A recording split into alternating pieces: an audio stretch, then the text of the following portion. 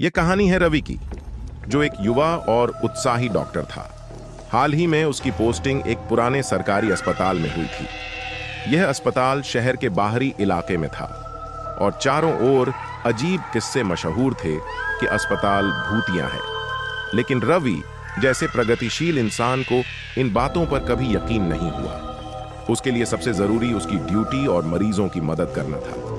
पहले ही दिन रवि की नाइट शिफ्ट लगी। रात का समय, अस्पताल का माहौल खामोश, गलियारे सन्नाटे से भरे हुए।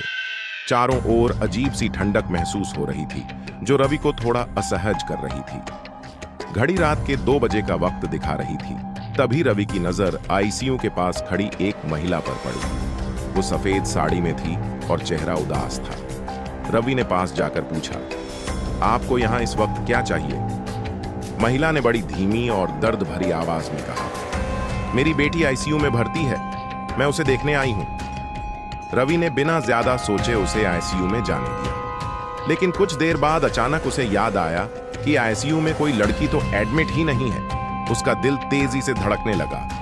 दिमाग में शक की लहरें उठने लगीं। उसने तुरंत आईसीयू की ओर दौड़ लगाई। आईसीयू का दरवाजा खुला हुआ था, पर अंदर कोई नहीं था। कमरा बिल्कुल खाली था, लेकिन अब वहां की ठंडक और भी बढ़ गई थी। रवि की धड़कन तेज हो गई, उसकी सांसें भारी हो रही थीं।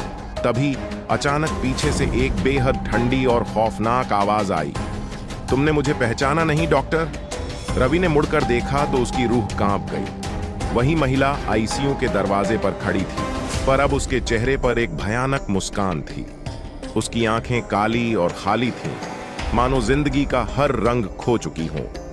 उसकी सफेद साड़ी खून से सनी हुई थी और उसकी ओर बढ़ते हुए वो कुछ कह रही थी।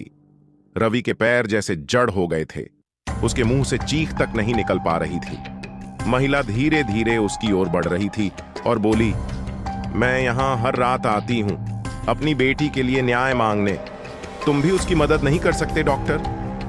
रवि ने किसी तरह खुद को संभाला और पूरी ताकत से अस्पताल से बाहर भागा। दिल में डर, आंखों में खौफ और दिमाग में एक ही सवाल, क्या वो सचमुच किसी आत्मा से मिला था? अगले दिन जब रवि ने अपने सीनियर डॉक्टर से पूरी घटना बताई, तो उन्होंने बताया कि कुछ साल पहले इसी अस्पताल के पास एक महिला और उसकी बेटी का एक्सीडेंट हो गया था। महिला की मौके पर ही मौत हो गई थी, लेकिन उसकी बेटी बच गई थी। तब से वो महिला अपनी बेटी को ढूंढती रहती है, जो आईसीयू में कभी एडमिट थी। रवि अब भी उस अस्पताल में काम करता है, लेकिन उसने फिर कभी नाइट शिफ्ट नहीं ली। कहते हैं, आज भी आईसीयू के पास रात के समय उस महिला की परछाई दिखती है, जो अपनी बेटी की तलाश में आती है। क्या आपने कभी किसी भूतिया जगह पर ऐसा अनुभव किया है?